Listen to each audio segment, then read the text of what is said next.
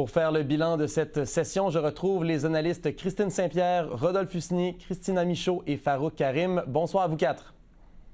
Bonsoir. Bonsoir. Alors, le premier ministre Mark Carney a promis des résultats rapides cette session, cette courte session parlementaire, parce que le pays est en situation de crise, selon lui. On n'a qu'à penser au projet de loi C5 qui est adopté rapidement. Christine, est-ce qu'il a été, selon vous, à la hauteur des promesses qu'il a faites en campagne et par la suite? Il a accompli beaucoup de choses, mais quand même, si on pense à la question du sommet du G7, je pense que là, il avait mis la barre très haute et qu'il s'attendait fort probablement à une entente avec Donald Trump, qui est si imprévisible. Alors là, il n'y a fort possiblement de déception, mais ça s'est quand même assez bien passé. Pour le reste, il jouit d'une grande, je dirais, un grand amour là, de la part des électeurs. Alors, il peut miser là-dessus. Il ne faut pas non plus qu'il prenne ce capital-là comme étant du cash, comme on dit, parce que ça peut s'effondrer rapidement. Mais je pense qu'il a été à la hauteur des attentes de la population. Il faudra voir pour la suite des choses. Et Rudy, le fait qu'il a réussi à rallier le vote de l'opposition officielle sur son premier projet de loi majeur, qu'est-ce que ça dit sur l'ère Carney et sur la position en ce moment des conservateurs?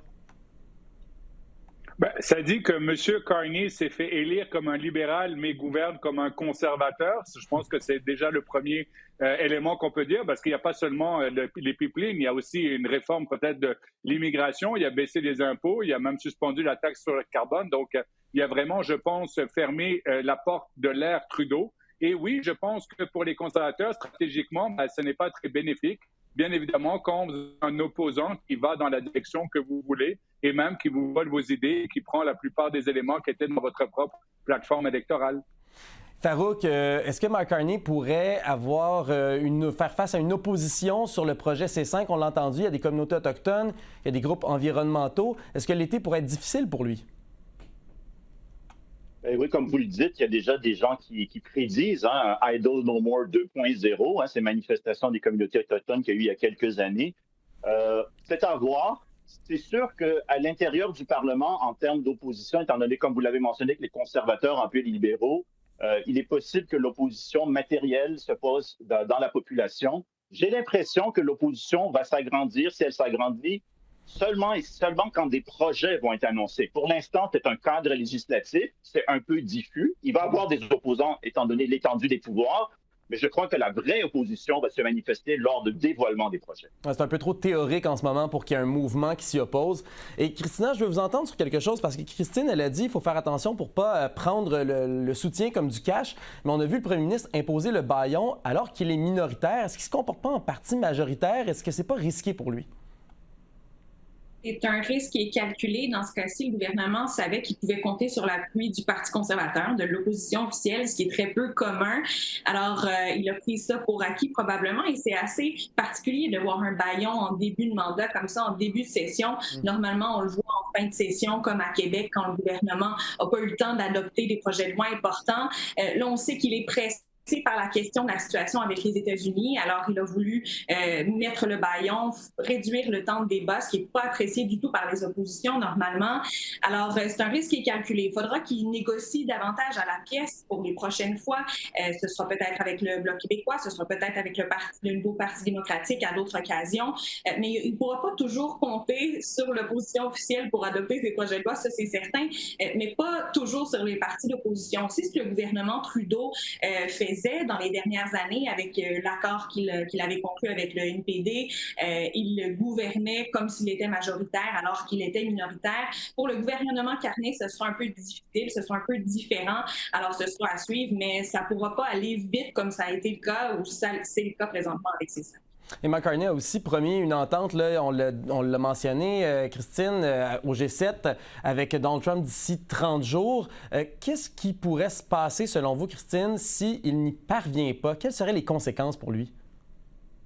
Je pense que les conséquences seraient très graves parce qu'il s'est fait élire comme étant l'homme de la situation face aux Américains, face à cette crise-là des tarifs. Alors, s'il ne réussit pas à obtenir un accord avec Donald Trump, ça risque de lui faire très mal parce que les attentes des Canadiens sont là. Et aussi, c'est sur cette question qui lui ont fait confiance. Cette question est majeure pour l'opinion publique canadienne. Alors, il doit absolument arriver avec un accord. On va voir, il faut dire que Trump est tellement imprévisible qu'un accord, ça ne veut peut-être pas dire grand-chose, là, mais pour Mark Carney, c'est vraiment ce qu'il doit rechercher. En quelque sorte, il faudrait que ce soit lui qui ait écrit The Art of the Deal et qui puisse en venir à une entente. Rudy, vous auriez conseillé quoi à votre chef, vous? Est-ce que vous auriez conseillé cette stratégie d'établir une date butoir qui peut devenir un mur dans lequel on se bute, justement? Non, parce que bien évidemment, ça fait monter les attentes et s'il n'y a pas d'accord, après, ça fait que c'est lui qui doit faire quelque chose. Moi, ça fait longtemps que je me demande en termes de quand est-ce qu'il y aura des représailles. M. Carney n'a pas voulu intervenir par le passé, je le comprends. Il ne voulait pas intervenir en marge du G7 ou avant le G7 pour ne pas bouleverser l'échiquier, ça je le comprends. Mais maintenant, tôt ou tard, il va falloir montrer les dents. Et surtout, il y a une question d'unité canadienne. Pour l'instant, les premiers ministres des provinces, contrairement avec Justin Trudeau, sont restés très tranquilles. Mais plus le temps va passer, plus il y a peut-être des premiers ministres des provinces qui vont poser des questions, surtout quand il y a des secteurs très ciblés, comme l'acier, l'aluminium, qui font mal à certaines régions du pays. Alors, c'est pour ça qu'il doit, au bout d'un moment, montrer des résultats ou sinon agir ou mettre des contre-tarifs juste pour garder au moins l'unité canadienne. Et Mark Carney, qui, on doit le dire, là, aujourd'hui, s'est entretenu avec ses homologues des provinces. Et entre autres, François Legault le disait dans un tweet là, qu'il avait souligné au premier ministre que l'acier et l'aluminium, c'est un bon pas, mais il fallait aussi penser au bois d'œuvre, qui est un peu oublié dans toutes ces tractations-là. Farouk, justement, est-ce que vous croyez que si dans 30 jours, on n'a pas d'entente, c'est la fin de la lune de miel de Mark Carney, ou est-ce qu'il pourrait avoir encore une marge de manœuvre? Oui, ça va commencer à faire beaucoup là, pour M. Carney. Il a mis les attentes hautes. On en parlait précédemment de C5 et des possibles oppositions pendant l'été. Si on rajoute à cela une non-entente avec les Américains et que M. Carney a été élu grandement à cause de cela, ça peut être un risque politique pour lui. Maintenant, les gens comprennent que M. Trump est imprévisible, donc ils donnent du jeu à leur premier ministre, à M. Carney. Mais M. Carney devra utiliser ce capital politique de façon judicieuse parce que c'est pas infini, ce capital-là. Il a de grandes attentes. Et puis, pour finir, les impacts économiques commencent à se faire sentir. Ils vont être encore plus importants à l'automne. Et ça va jouer encore plus sur la situation politique. On a parlé de Mark Carney pas mal, là, mais le chef conservateur, lui, n'a pas siégé cette session. Pierre Poilievre était, bien sûr, hors de son élément naturel, qui est la période des questions. Il devrait être de retour en septembre. Rodolphe, quelle stratégie les conservateurs devraient-ils adopter lorsqu'il sera de retour en Chambre, s'il revient, bien sûr?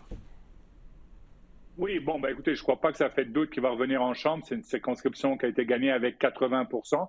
Moi, je pense que là, ça va être important pour M. Poilievre parce que son vote de confiance va avoir lieu au mois de janvier. Et puis quand on a un vote de confiance, il faut savoir ça va être quoi le seuil. Les gens vont définir c'est quoi le seuil. Ça veut dire il a gagné, lui, son élection en tant que chef du Parti conservateur avec 70% contre Jean Charest. Un score de moins de 70% serait difficile, en tout cas, à comprendre. Donc, M.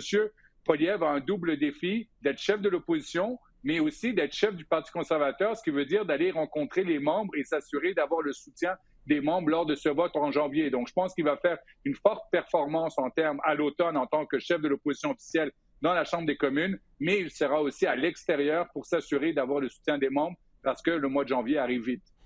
Maintenant, je veux parler du Bloc québécois. Christina, le Bloc a perdu une dizaine de députés, mais quand même, le premier projet de loi qui a été adopté, c'est celui sur la protection de la gestion de l'offre. On a fait de l'opposition sur C5. Est-ce que, malgré tout, le Bloc a réussi à tirer son épingle du jeu?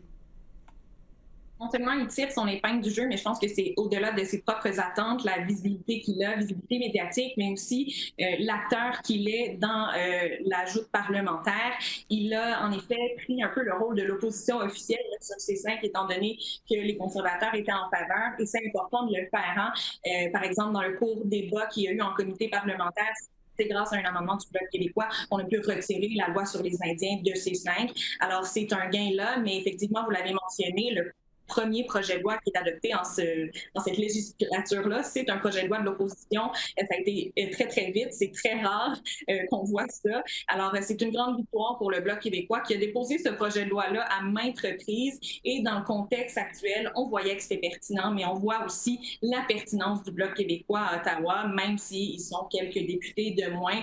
Et en comité parlementaire, je le disais, ils ont la balance du pouvoir. Ça, c'est un autre fait extrêmement intéressant pour le Bloc québécois. Qui travaille très rigoureusement puis qui est en mesure d'aller chercher la visibilité qu'il mérite. Et qui se retrouve en position d'opposition. Bon, il y a les conservateurs qui ont collaboré avec les libéraux, mais là, cette fois-ci, le Bloc a la balance et est un peu plus organisé. On peut dire que le NPD là, qui pense ses plaies en ce moment. Et justement, Farouk, qu'est-ce que vous pensez du travail d'opposition? Je voudrais vous entendre sur le Bloc et le NPD dans ce cas-ci. Oui, commençons par le NPD, juste pour reprendre ce que Christina disait, c'est tout à fait raison. En fait, le fait que les conservateurs appuient les libéraux et que M. Carney, en gros, a un programme législatif conservateur, ça donne beaucoup d'espace aux autres partis d'opposition qui, malgré qu'ils ont perdu des plumes à la dernière élection, ils deviennent des garants de l'opposition au Parlement. Bon, le Bloc, comme Christina le mentionnait, par contre, le Bloc aura certaines limites, étant donné qu'il représente juste le Québec. Et c'est là que le NPD a peut-être un couloir un peu plus grand que son nombre de députés, c'est-à-dire qu'il pourrait devenir une opposition pan-canadienne au programme libéralo-conservateur. Ça, c'est à voir. Mais pour le NPD, en bout de ligne, la prochaine année, et d'ici la prochaine élection, ça va être la course à la chefferie, la course à la direction. C'est ça qui va faire la différence. Mais entre-temps, pour le caucus en place, ils ont un espace supplémentaire plus grand que leur grandeur de caucus. J'aimerais vous entendre, pour terminer la question fédérale, là, en 20 secondes chacun, est-ce que vous pensez que l'ambiance, que la dynamique va être complètement différente en septembre par rapport à ce qu'on a vu dans cette session sprint qu'on vient de terminer ici? Là? Si on commence par Christina. Oui, mais je pense que la lune de miel ne pourra pas durer tout le temps. Alors, l'été, les gens peut-être regardent moins les nouvelles, le gouvernement a moins de visibilité de ce qui se passe en chambre. Évidemment, il va faire des annonces ici et là. Alors, ce sera aussi probablement le retour de M. Poilievre, qui est un débatteur féroce, qui tiendra tête à M. Carney en période de questions. Alors ça sera intéressant. Peut-être que le ton va monter un petit peu, mais ce sera intéressant de voir quels autres projets de loi le gouvernement va déposer et de quelle façon il va continuer de collaborer avec les partis d'opposition. On se souvient de M. Blanchette qui, pendant l'élection, nous, on est prêts à collaborer avec le gouvernement. Je pense que le contexte actuel demande à ce que les partis d'opposition en général collaborent avec le gouvernement pour qu'on puisse faire avancer les projets de loi qui sont importants pour la population. Alors, espérons que cet esprit de collaboration soit présent parce qu'en imposant un bâillon en début de mandat comme ça, c'est pas le message de collaboration nécessairement qu'on envoie. Alors, ce serait intéressant de voir quel sera le ton à la rentrée de l'automne. En même temps, c'est un bâillon collaboratif. Rodolphe, justement, comment vous voyez la dynamique en septembre? Moi, la dynamique en septembre, je la vois comme selon l'économie canadienne et les relations Canada-États-Unis. Ça veut dire plus le temps passe, plus les impacts économiques se font sentir aussi au Canada et aux États-Unis. Et s'il n'y a pas d'accord ou en tout cas d'exemption, bien, ça va mettre encore plus de pression sur le gouvernement Carney. La question américaine va continuer à dominer, je pense, l'automne, s'il n'y a pas en tout cas un accord ou une exemption. Farouk, est-ce que vous croyez que le NPD se sera ressaisi un petit peu plus, aura orienté son avenir un peu mieux rendu en septembre? Je louange votre optimisme. Je ne crois pas pour cet automne, mais pour la prochaine année peut-être. C'est une grosse reconstruction. Écoutez, pour les gens et pour M. Carney, pour le ton à cet automne, si les gens ont des bonnes jobs, ont un système de santé adéquat, ont une économie adéquate, les taux d'inflation ne sont pas trop élevés, les gens vont être contents. Si ce n'est pas le cas, M. Carney sera dans le trouble.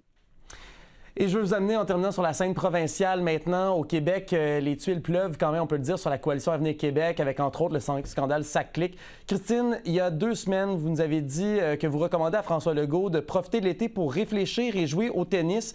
Est-ce que vous croyez qu'il devrait amorcer une réflexion plus profonde?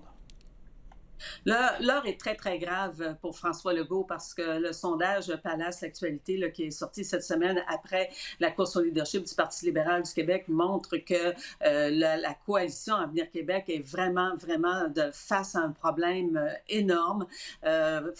Fournier, là, Jean-Philippe Fournier, lui donne, dans son agrégateur, lui donne à la coalition Avenir Québec aucune circonscription. Alors, le travail de François Legault sera vraiment de réfléchir profondément à son avenir pendant cette saison estivale. Seront-ils capables de remonter avec le dossier Saclic là, qui va reprendre dès le début là, de la session là, avec des témoins majeurs? Carl Malenfant, les ministres vont venir témoigner et en plus, toutes les compressions en éducation qui sont incroyable. Là, on parle de plus de 500 millions de dollars en éducation. Alors, vraiment, là, je pense que François Legault devrait réfléchir à son avenir et voir à quel moment il pourrait céder sa place parce que ce serait peut-être la seule chance pour la coalition Avenir Québec de remonter dans les sondages. Des échos un peu de ce qu'on a pu voir avec les libéraux au fédéral il y a quelques mois. Merci à vous quatre. Je vous souhaite un excellent été et puis un été radieux. Profitez-en, reprenez les forces et on se retrouvera assurément en septembre. Merci. Au revoir.